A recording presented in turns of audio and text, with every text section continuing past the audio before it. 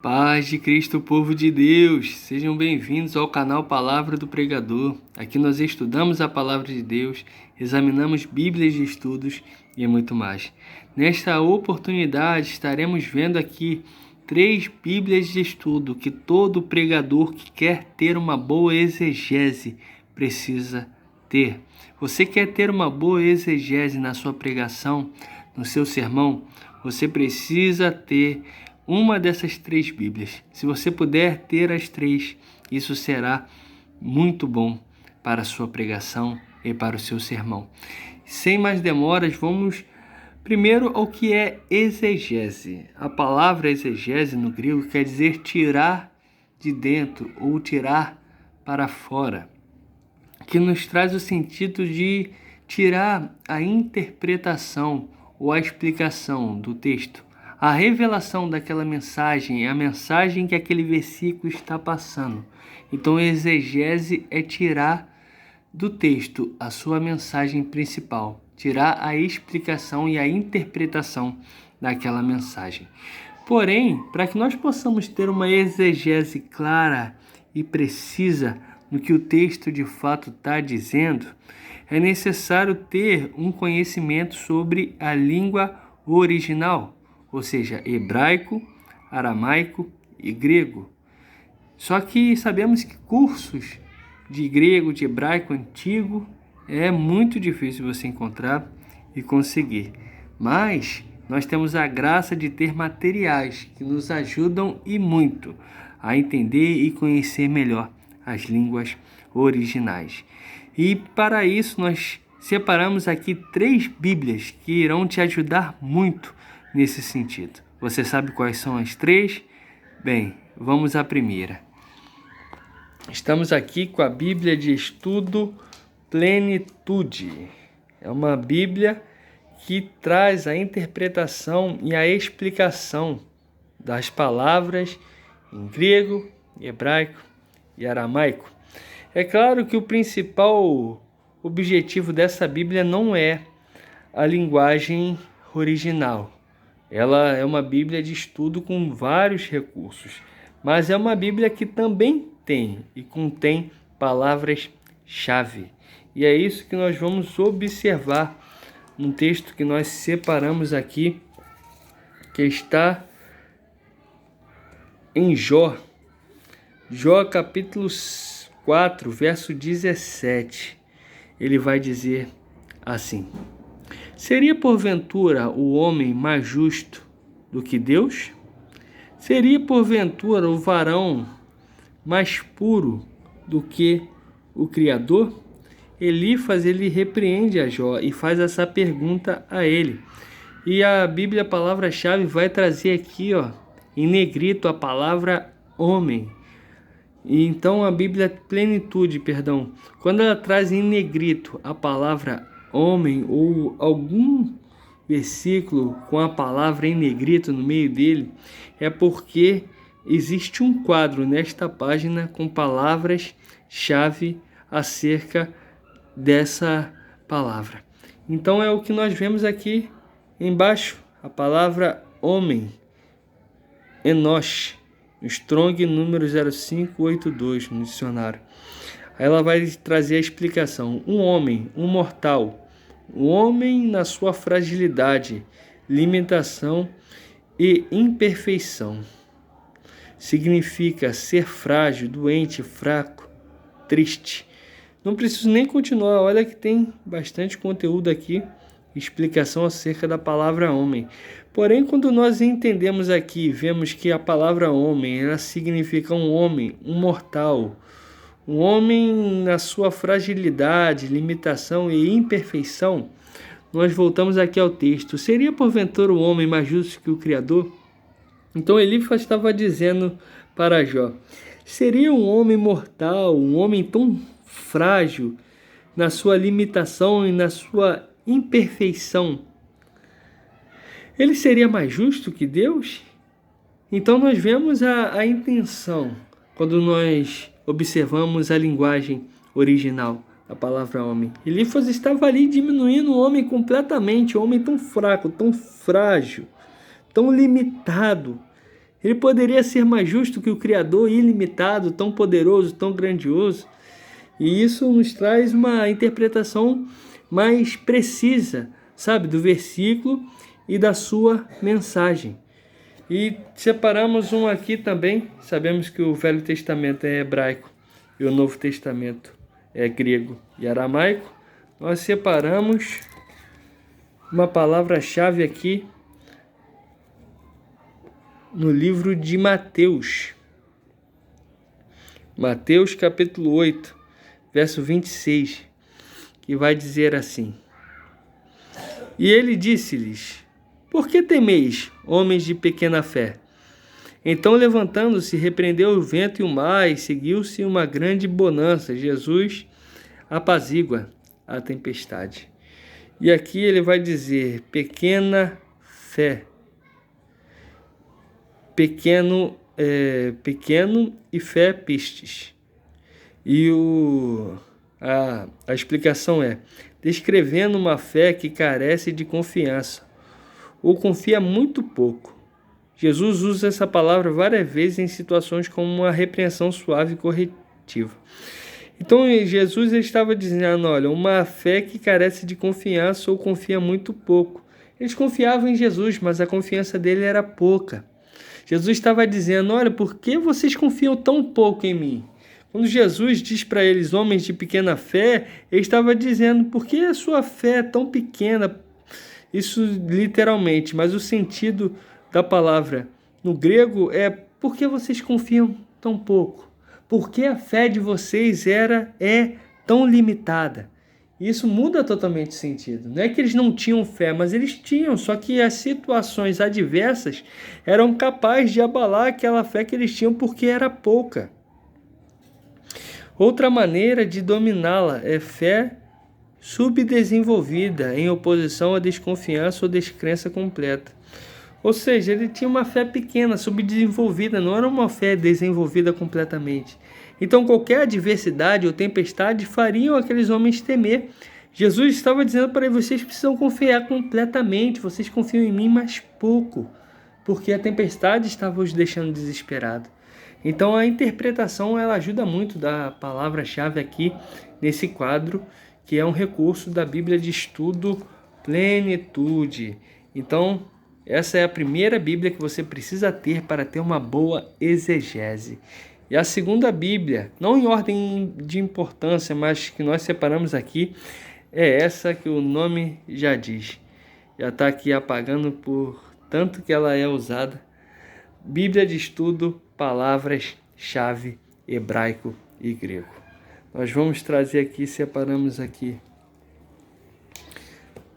uma palavra muito conhecida de Provérbios, capítulo 3, verso 5, que diz assim: Confia no Senhor de todo o teu coração e não te estribes no teu próprio entendimento.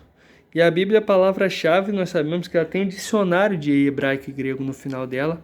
Ela vai trazer aqui uma numeração, número 8172. Não te estribes.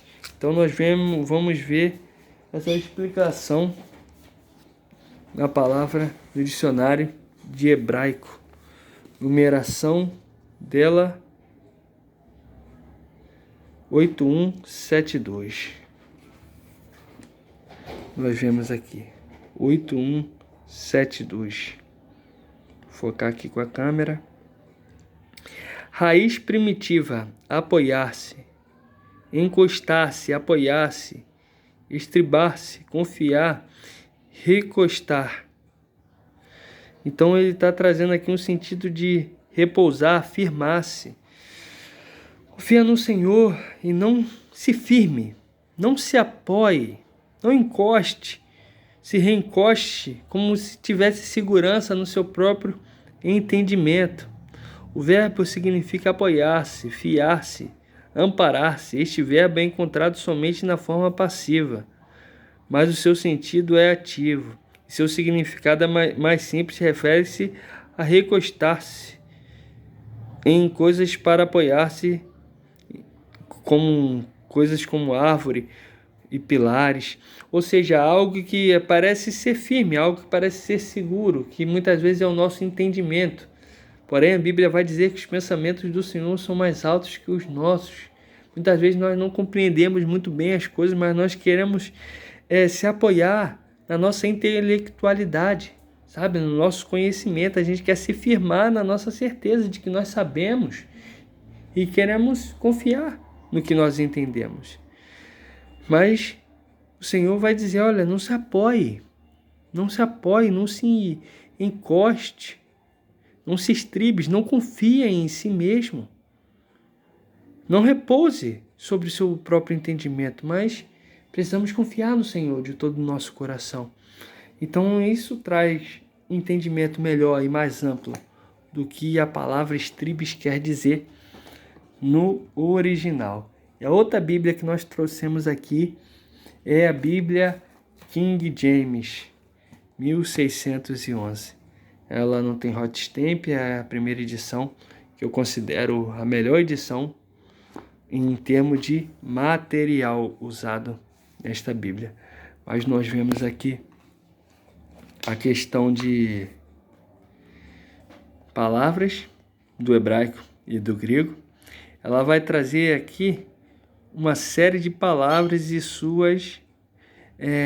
seu significado: alegria, altar, amado. Em ordem alfabética, aqui ela vai trazer a palavra, o significado, a palavra em português, a palavra em hebraico e onde está ela no texto sagrado. Êxodo 16, deserto; despertar, Cantares capítulo 8, espiar, Oséias 7, despir, Oséias 7, destruir, Amós 9, glória, Salmo 24. Então ela vai trazer aqui explicações e palavras contendo as explicações e o significado dessa palavra em hebraico. Nós separamos aqui a palavra-chave para os irmãos para ter uma explicação do texto no seu sentido original, que se encontra em Gálatas. Gálatas capítulo 5, a partir do verso 18, verso 16, que ele vai falar do Espírito. Gálatas 5,16, um texto muito conhecido que diz assim: isto vos digo, andeis no Espírito, não satisfareis os desejos da carne. Aí verso 18 vai dizer: porém, se deixardes que o Espírito vos guie, já não estáis sob a lei. O que é deixar o Espírito se guiar? O que é andar em Espírito? Para isso nós precisamos entender o que a palavra Espírito significa no grego. Pneuma, Espírito. Aqui o substantivo grego pneuma origina-se no verbo cognato, pneu, que significa soprar. Assim pode significar soprar vento, ar ou espírito. Pneuma é quase sempre usado para significar espírito em referência a seres humanos, anjos, demônios, especialmente o Espírito Santo. 3 escritores do Novo Testamento enfatizam a obra do Espírito Santo: Lucas, João e Paulo. Lucas se referiu 14 vezes ao enchimento do Espírito, e cada caso envolve uma obra especial e uma tarefa específica, normalmente a proclamação. João Batista e Jesus também prometeram que o Espírito viria a batizar os fiéis, e isso se cumpriu no dia de Pentecostes. Paulo explicou que o Espírito ensina os cristãos a viverem pela fé, de acordo com a graça de Deus, assim vencer o poder do pecado. As expressões de Paulo andar no Espírito e viver pelo Espírito é ser guiado pelo Espírito. Se refere a essa obra santificadora do Espírito na vida dos fiéis. Aqui, Paulo explicou que o Espírito ensina os cristãos a viverem pela fé de acordo com a graça de Deus. Quando Paulo está falando em Gálatas, andeis no Espírito, e não satisfareis a concupiscência da carne, ele quer dizer que a gente precisa ter uma conduta, uma caminhada e um viver dentro do Espírito. Ou seja, dentro do que o Espírito nos ensina de forma agradável a Deus, através da sua graça. O Espírito ensina os cristãos a viverem pela fé. O Espírito ele nos ensina através da palavra de Deus, através da nossa oração, através do nosso relacionamento e da nossa comunhão. Então, assim nós poderemos andar no Espírito. E quando nós andamos no Espírito, nós conseguimos vencer a carne e o pecado que tão de perto nos rodeia. Então, essa é a explicação aqui de pneuma e o significado que Paulo estava querendo trazer aos Gálatas, que eles pudessem ter uma vida de acordo com o Espírito Santo, não segundo a sua carne, não segundo o seu querer, não segundo a sua vontade, não segundo a vontade pecaminosa dessa carne suja e desse corpo caído, mas sim do Espírito que tu nos ensina, que nos mostra a verdade, que nos ensina a verdade, que nos faz compreender e entender as revelações da palavra de Deus. Então, ande, viva, tenha uma comunhão, um relacionamento com o Espírito diariamente. Assim você não vai satisfazer os desejos pecaminosos da sua carne, mas vai viver de modo que agrade a Deus. Então, essas são as 3 Bíblias que todo pregador que quer ter uma boa exegese bíblica, ele precisa ter. Bíblia de estudo, palavra-chave é a principal. Bíblia de estudo King James e Bíblia de estudo Plenitude. Se você tiver as 3, você vai ter uma ótima ferramenta de exegese bíblica, de interpretação da palavra na sua linguagem original do texto. Que Deus os abençoe, em nome de Jesus.